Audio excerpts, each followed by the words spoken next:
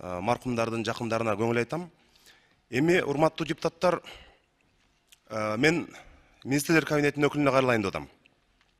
Кече президентибиз дагы Бириккен Улуттар уюмунда сөз сүйлөп, биздин тыныч жаткан элге каршы агрессия болгонун жарыя кылды. Биздин тышкы иштер министрлиги дагы мына ушундай маанидеги билдирүүнү таратты.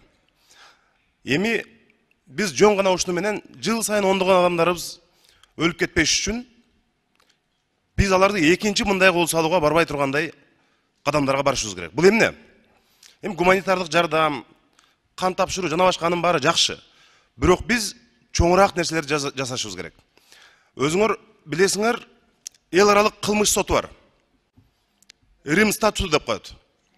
Ага Тажикстан мүчө, Кыргызстан азыркы күнгө чейин мүчө эмес. Мына ошол жерде так жазылып турат. Эгерде аскерий кылмыш жасаса, агрессиялык кылмыш жасаса, бул эл аралык сотто жооп бериш керек. Биздин жай тургундарыбызды, аскерлерибизди куралдуу күч менен басып кирген, атайын пландаган ок атууну, куралдуу кол салууну жасаган адамдар, мына ошондой агрессор, диктаторлор эл аралык кылмыш сотунда жооп берүүгө тийиш.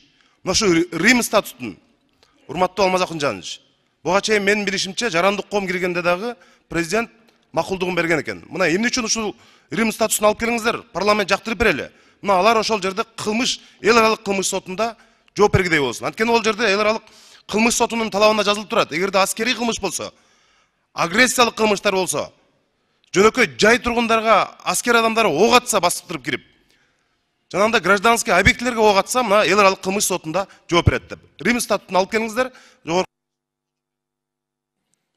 Рахмат. 6-микрофон. Рахмат, Талат Турнулович. Бакасов, Нарым